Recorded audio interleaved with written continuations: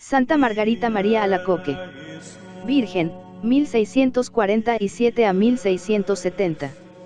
El 17 de octubre de 1690 moría en el convento de Salesas de Pará y Lemonial la mensajera del Sagrado Corazón Margarita María Alacoque. Su vida confinada, semejante a la consunción de un cirio ante el altar de una cripta desnuda, no tiene otros episodios que sus sufrimientos oscuros, sus éxtasis, sus vejaciones y aquel apostolado, heroico y tranquilo, que llevó adelante a pesar de todas las contradicciones. Tuvo una misión universal, la de transmitir al género humano, al abrirse el menos cristiano de los siglos, un signo de la misericordia divina, que no se cansa nunca, un mensaje de Cristo a los hombres olvidados de su pasión, y su gesto de hacer más grande la llaga de su costado para arrancar su corazón, traspasado por la lanza, como diciendo, es vuestro. Este honor exigía en el alma escogida por él un amor capaz de compensar todas las ingratitudes. Es el amor violento que tuvo Margarita María.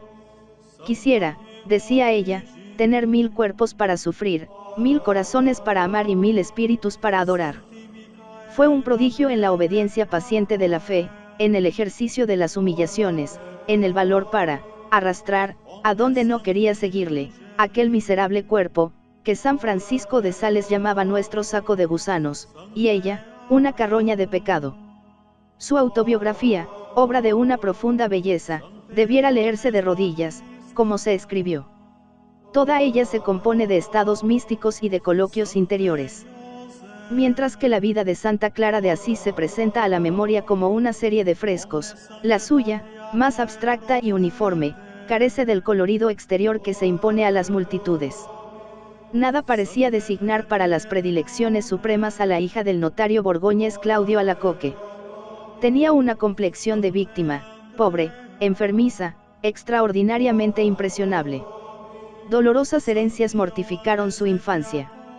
A los 9 años una especie de clorosis la minó hasta el punto de que los huesos le agujereaban la piel por todas partes. A los 14 se llenó de úlceras, que fluían con un olor pestilencial. La enfermedad cesó bruscamente y de una manera misteriosa, pero la niña siguió con extrañas aversiones e inclinaciones que sus ascendientes habían dejado en su organismo.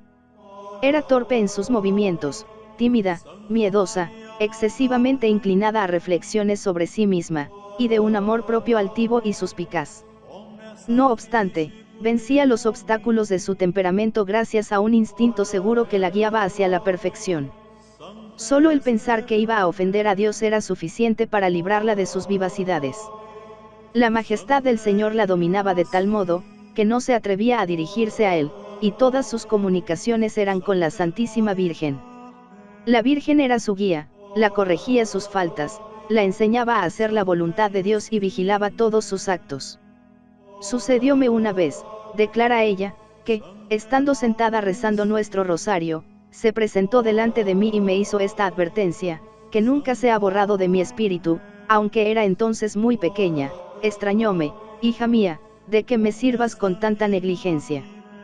Pronto, no obstante, la madre la llevó al hijo, y no tardaron en desaparecer los primeros temores. El maestro interior fue quien le inspiró su método de oración. Presentábaseme en el misterio que debía considerar, y con tal fuerza absorbía mi espíritu y todas mis potencias, que no sentía la menor distracción. Antes de saber lo que era el matrimonio hizo voto de castidad. Los hombres le inspiraban un horror invencible. Durante la adolescencia tuvo una época de solicitaciones mundanas y hasta consintió, con motivo del carnaval, en disfrazarse, cosa que le hizo después derramar muchas lágrimas durante su vida. Al volver de las fiestas a que la llevaba su madre para arrancarla sus primeros anhelos de vocación religiosa, se ataba tan fuertemente con cuerdas, que apenas podía respirar ni comer, y, no contenta con eso, se metía agujas en los dedos. Ahí mismo tiempo, de su interior salía esta voz terrible: yo te abandonaré para siempre si me desprecias. Esta amenaza podía tener una dolorosa realización, y abre a nuestros ojos horizontes de vastas perspectivas. Por la senda del mundo, que no era la suya, esta santa a quien ahora invocamos en su gloria, hubiera sido acaso una mal casada. Su inclinación, confesada por ella misma, a la diversión y al placer, su natural tierno y terriblemente apasionado, la hubieran expuesto a las sorpresas y a las ocasiones. Cuando una criatura ha sido escogida entre 1000 para una obra superior, si ella llegase a sustraerse, el Espíritu de Dios la abandonaría a su debilidad en proporción a los dones ofrecidos. Pero Margarita tomó la resolución de morir antes que cambiar, este esposo divino de mi alma, temiendo que escapase a sus solicitudes, me pidió que consintiese que se apoderase y se hiciese dueño de mi libertad, puesto que yo era débil. Y no habiendo puesto yo dificultad ninguna, se apoderó tan fuertemente de mí, que ya no he disfrutado de mi libertad en todo el resto de mi vida.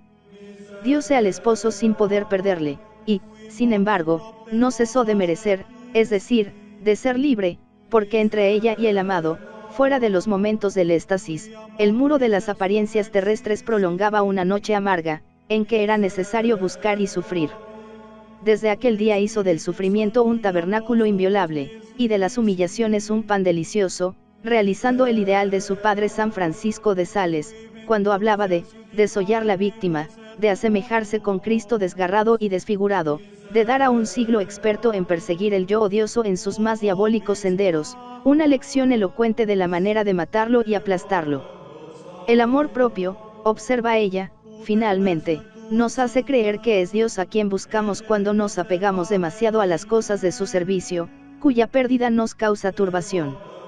Santa Margarita María Alacoque, virgen a los 23 años, le da un golpe decisivo, entrando en paraile monial y sometiéndose a la obediencia ceremoniosa y minuciosa de las visitandinas. Con una regla sin grandes austeridades, el fundador había querido hacer accesible la vida religiosa para personas de mediana salud, pero lo que faltaba al ejercicio de la penitencia se añadía en dosis de mortificación interior. El único anhelo de la nueva novicia era buscar la perfección en la oscuridad, pero sus dones singulares la denunciaron pronto como una persona inquietante. Imposible plegarse a hacer oración según el método habitual, todos sus esfuerzos eran inútiles, muchas veces, para conseguir el ejercicio de la oración vocal.